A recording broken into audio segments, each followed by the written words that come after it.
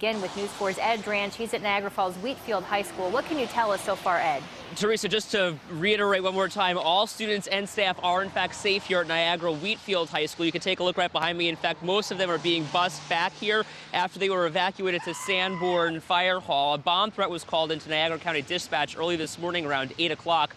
State Police, NFTA Police, Lewiston, and the Niagara County Sheriff's Office all rushed to the school, which was immediately put on lockdown. Bomb-sniffing dogs were all brought in to sweep the school. Niagara County Sheriff Jim Vautour, tweeting their search of the school, has not found anything suspicious. Despite the sheriff allaying fears, some concerned parents came to school after getting an automated phone call about this morning's evacuation. Ultimately, we learned just a few moments ago it was the superintendent's decision to evacuate the high school and the adjoining middle school. That's more than 2,000 students and staff combined.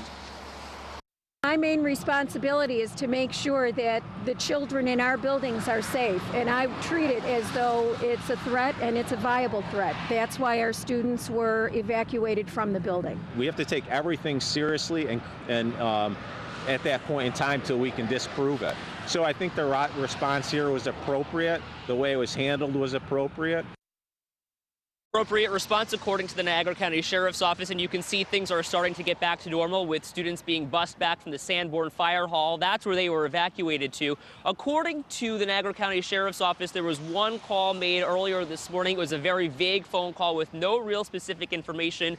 The Sheriff's Office says they are working some leads and say that the threat was never really credible to begin with. Now, as I mentioned, these students were evacuated to the Sanborn Fire Hall earlier this morning. That's where News 4's Alina Shapiro is to pick up that part of the story. Alina?